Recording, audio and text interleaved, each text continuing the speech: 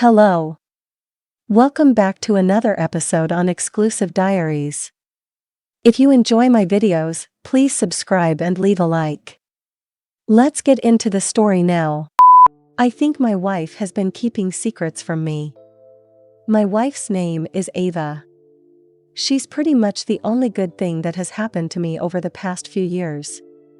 Lately though, things have changed with her.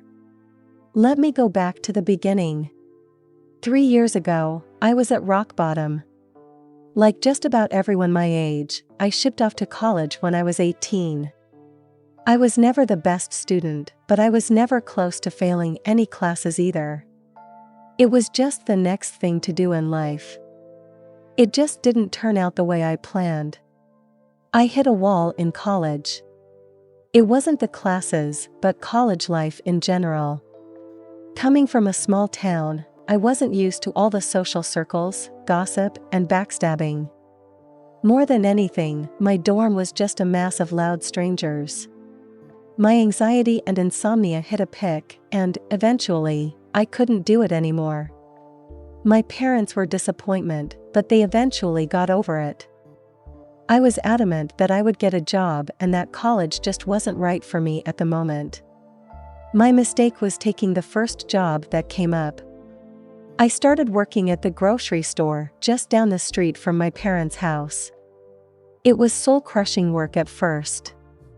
I stacked so many cans and peeled so many labels that my fingernails were permanently chipped. I dealt with so many customers yelling about their expired coupons and how the bakery ruined their child's birthday's cake that I had a persistent headache. Unlike college, however, work was repetitive and mind-numbing. More than anything, it felt pretty good to come back to my childhood bed at the end of the day. Things got better right around the time I met Ava. My do-nothing store manager retired and I decided to throw my hat in the ring for the position. Next thing I knew, I was working a salaried position. Things still were far from perfect. I had new migraines involving employees not showing up for work, stealing merchandise, or failing drug tests.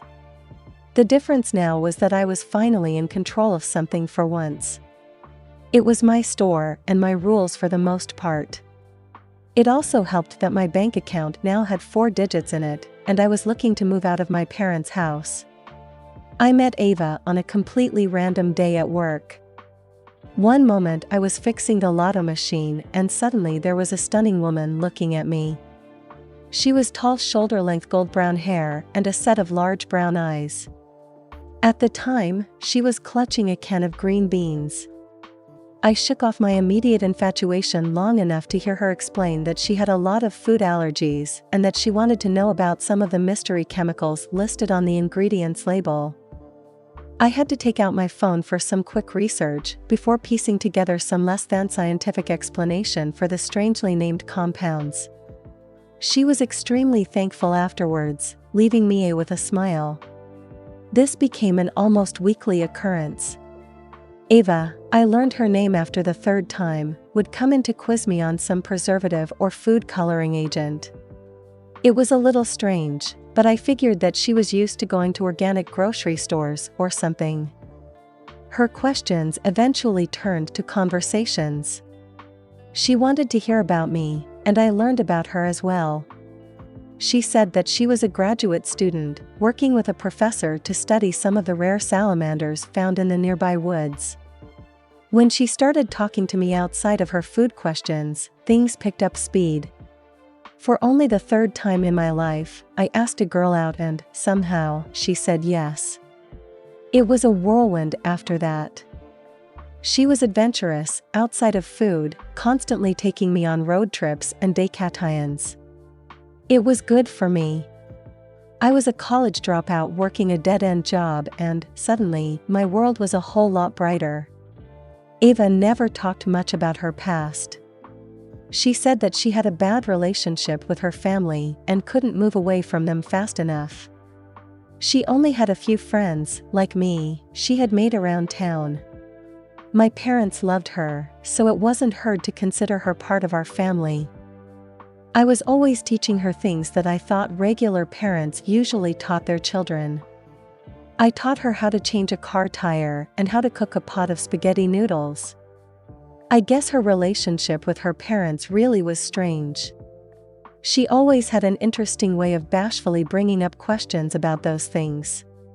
She would be overboiling something on the stove and say something like, "Help. I do not have knowledge of this." I thought it was cute. The little idiosyncrasies in her speech made me feel like she had spent time in another country or something like that. After a year, I was never so sure about anything.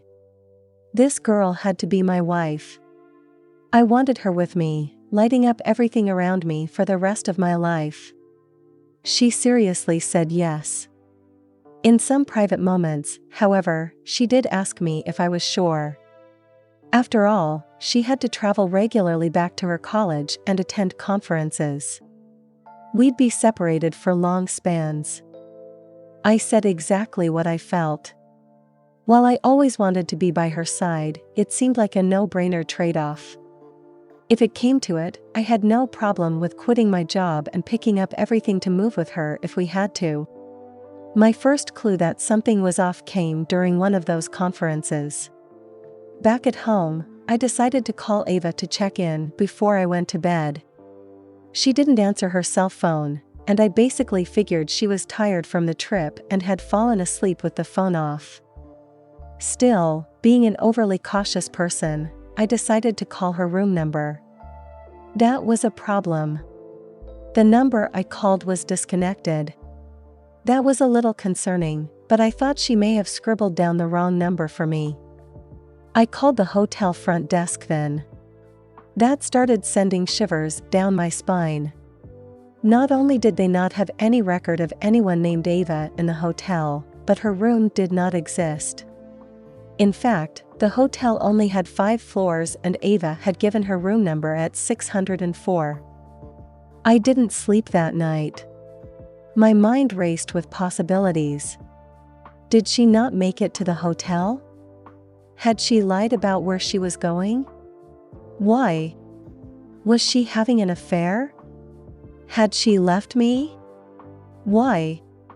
We barely ever fought about anything. No, I was just being suspicious. I resolved to call her program advisor in the morning. I sent an email to the professor just asking if I could get in contact with Ava and how she was doing at the conference. I had just pressed send when my phone started ringing. It was her. I exhaled all of the air I had been taking in from hyperventilating. She had seen my missed call and was checking up. She apologized for falling asleep and not getting back to me. I delicately broached my confusion with the hotel situation. She told me that she had simply wrote down the wrong number and that the room had been booked by the university without her name attached. That made me feel pretty bad about feeling so suspicious. Of course, Ava wasn't the type of person to run off without a word. I had completely forgotten about sending the email until I got a reply later that day. That reply sent me back to a world of confusion. The professor, Dr. Miller, told me that I had the wrong professor. She didn't have an advisee with Ava's name. I read that email as disbelief. Ava couldn't have told me about the wrong advisor. She had stories she told about her. I was sure that was her name. I only had more questions that were now coupled with that bizarre episode about the hotel. How well did I know my wife? Was she even in a graduate program? I'd never seen the bills, but she had assured me they were taken care of by a scholarship. What was she doing away from home? How do I even bring this up to her? When Ava came home, I still didn't know how to find the right questions. I was afraid that just speaking the words would cause my perfect world to break. So, I was cold and distant. It wasn't on purpose, it was just reflex. I was sure that I just needed to find the right time to bring it up. I was also resolved that this wouldn't be the end of Ava and me. She was too pure, too good for me. Whatever it was, an affair, a job she didn't want to talk about, something about her estranged family, I would not leave her. I think Ava really sensed my coldness. She started spending more and more time away from home.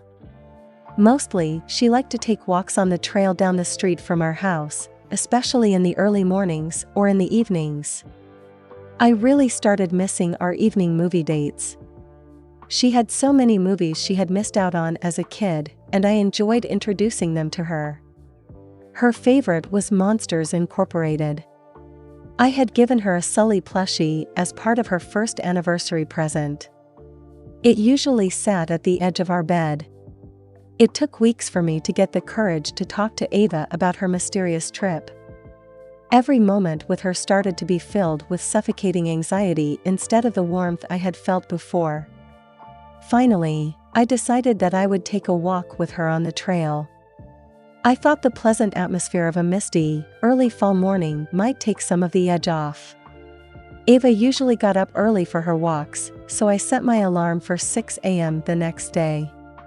I awoke, surprisingly, well before my alarm clock. It was 5 a.m., and the sky was a very dark gray. I wanted to go back to sleep but quickly decided to stay awake to make sure I could catch Ava before she headed out.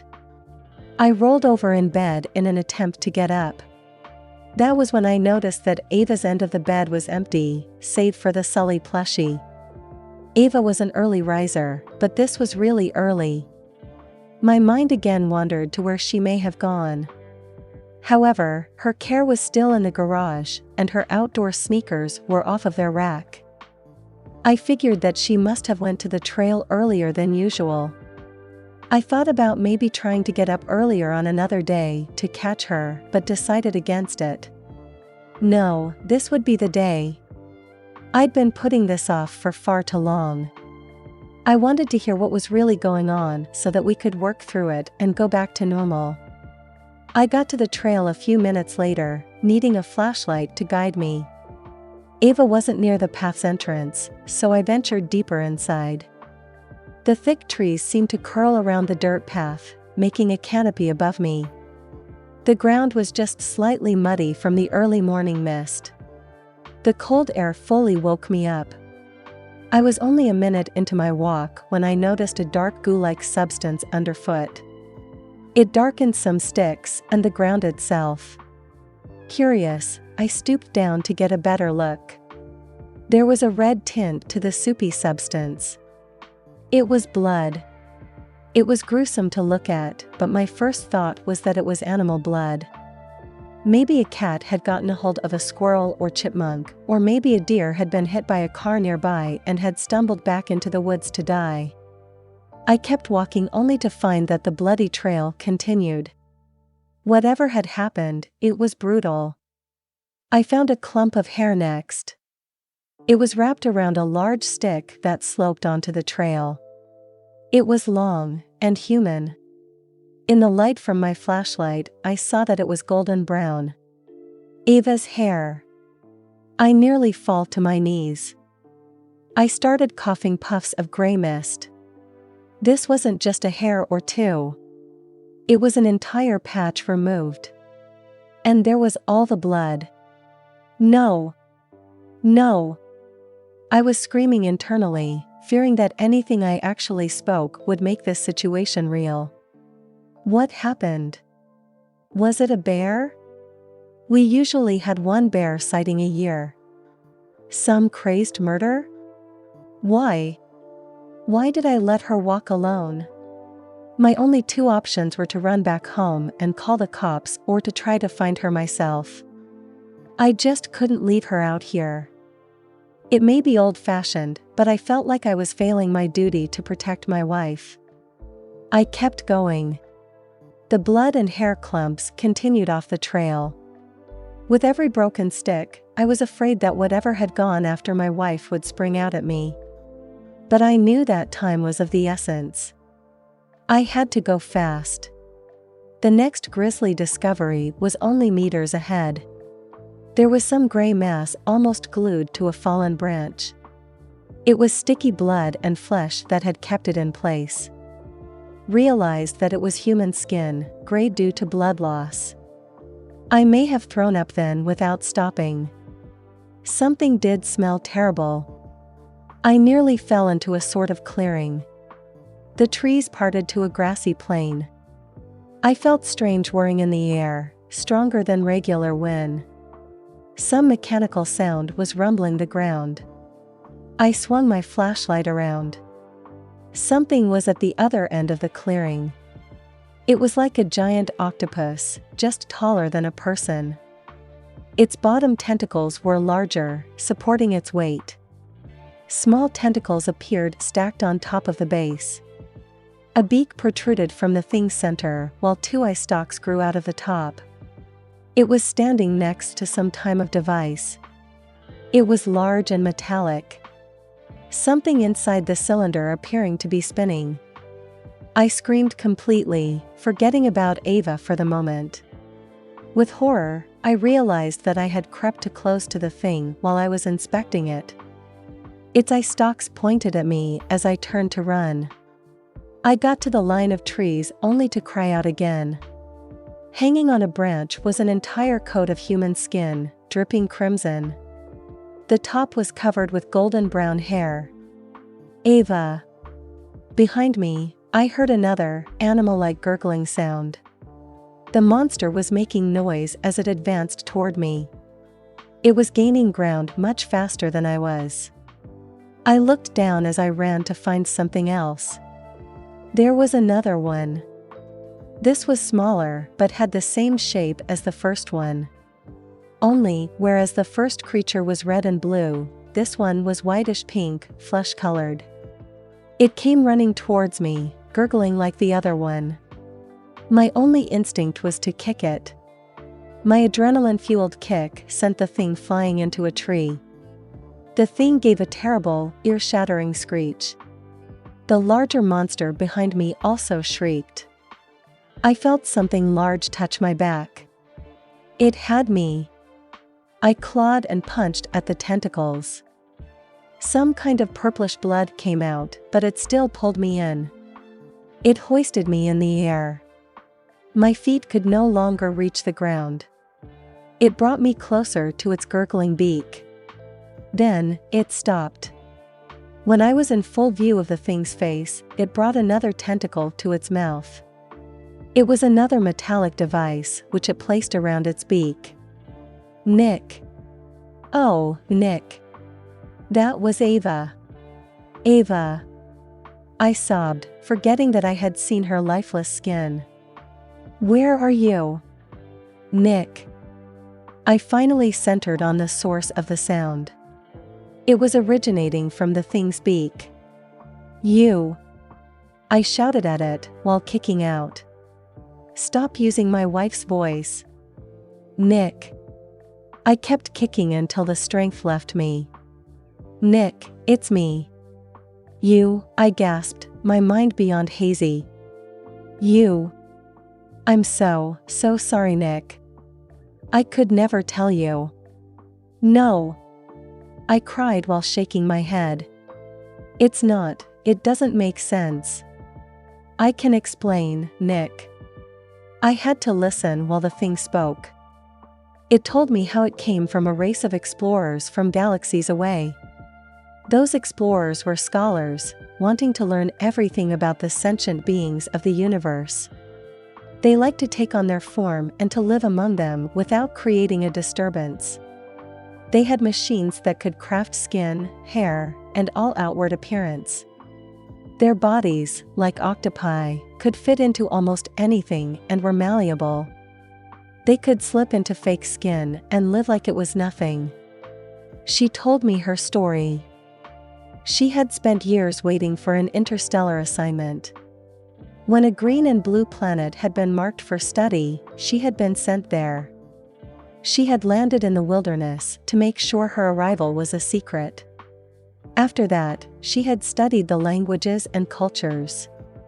When she was confident enough, she stepped into their world, wearing their skin. She even picked out a name, one of the most common ones from a baby book she found.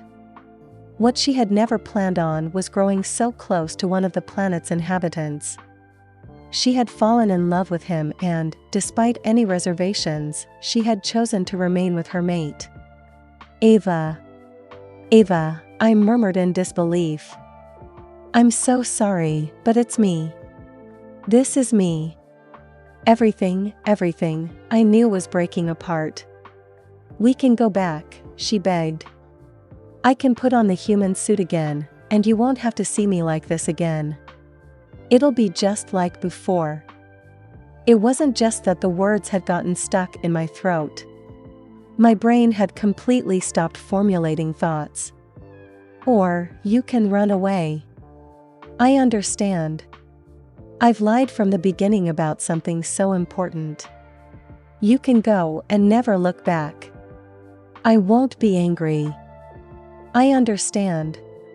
Seeing that I was calming down, she lowered me to the ground.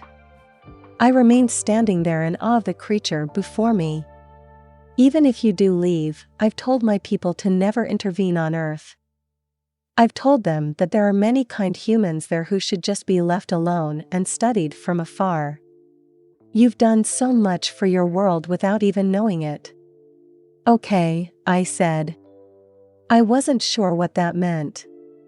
It's just the word my brain centered on to tell me that it was processing information again. Ava.